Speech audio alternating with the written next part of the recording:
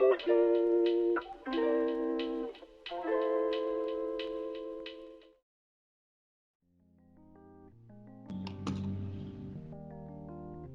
halo teman-teman semuanya. Kembali lagi bersama saya Calvin Marcinukianto, dan pada kesempatan kali ini saya akan menjelaskan bagaimana caranya kita membuat program looping dengan menggunakan bahasa pemrograman Python yang nanti outputnya akan berbentuk seperti piramida angka. Nah, seperti yang teman-teman lihat di bagian layar kanan saya. Itu ada 1, 1, 2, 1, 2, 3. Nah, pertama-tama yang kita butuhkan adalah sebuah variabel. N sama dengan integer. Kita akan set dari awal variabel ini hanya akan berbentuk atau tipe datanya itu integer. Lalu input, kita menggunakan perintah input.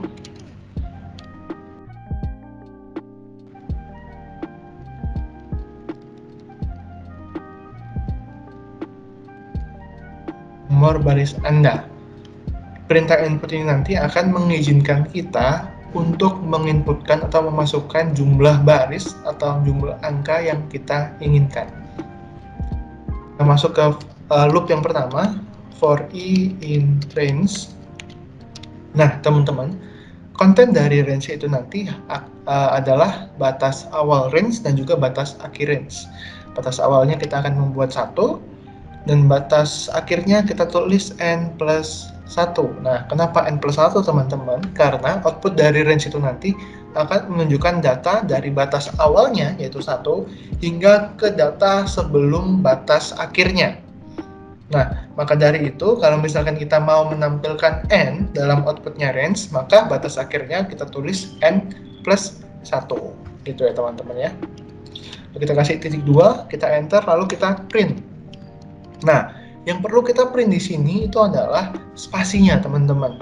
Loh, kenapa spasi? Karena begini, dalam pembuatan piramida, yang paling penting, apalagi di bahasa pemrograman Python, itu adalah bagaimana caranya kita memanipulasi spasinya.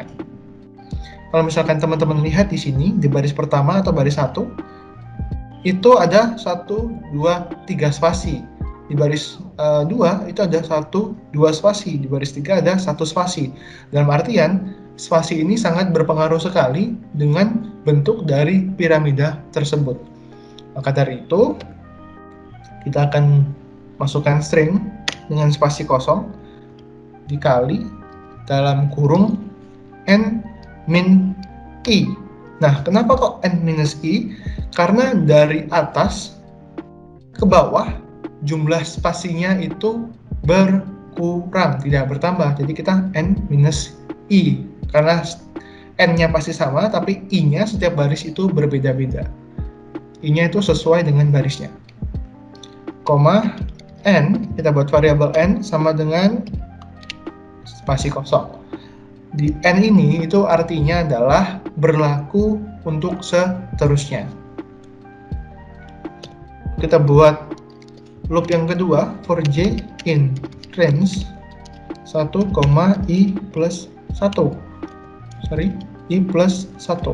Nah, kenapa kok di sini menggunakan i plus 1, teman-teman? Nanti akan saya jelaskan.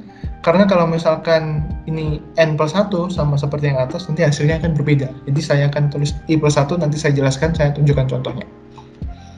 Setelah ini, titik 2, kita print j, n sama dengan seperti ini. Nah, j di sini artinya kita akan menunjukkan output dari looping ini, looping for j in range ini. Lalu n ini berarti berlaku untuk seterusnya. Dan lalu di bawah yang kita perlukan terakhir adalah new line. Jadi kalau misalkan ada tulisan print atau perintah print dengan konten kosong seperti ini, itu artinya new line atau baris baru. Kalau misalkan tidak ada ini, itu nanti outputnya itu hanya akan ditampilkan dalam satu baris saja. Padahal piramida itu berbaris-baris gitu loh, tidak bisa diwujudkan atau dibentukkan dalam satu baris saja. Jadi print kosong ini penting ya, teman-teman.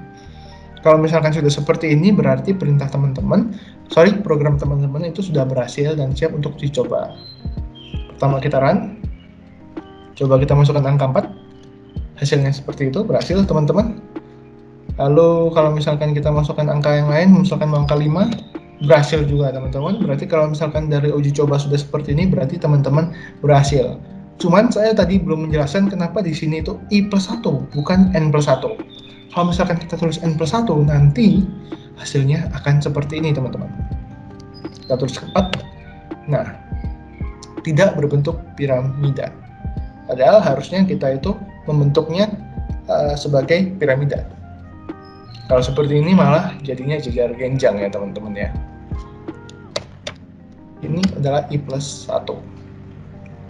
Gitu.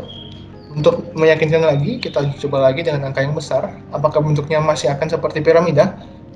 Jawabannya adalah tidak seperti piramida, tapi hal ini disebabkan karena jumlah angkanya itu berbeda digit. Jadi ada yang 1 digit dan juga 2 digit. Nah, kalau misalkan berbeda jumlah digitnya, nanti pasti akan berbeda juga bentuknya, seperti itu. Tapi kalau misalkan sama-sama 1 digit, jumlahnya bentuknya akan sempurna, seperti piramida. Mungkin sekian video kali ini. Saya berterima kasih buat teman-teman yang sudah menonton video ini sampai akhir. Dan juga saya mengucapkan maaf bila ada kesalahan kata yang tidak saya sengaja. Dan sekian, saya Calvin Marcelino, pamit undur diri. Terima kasih.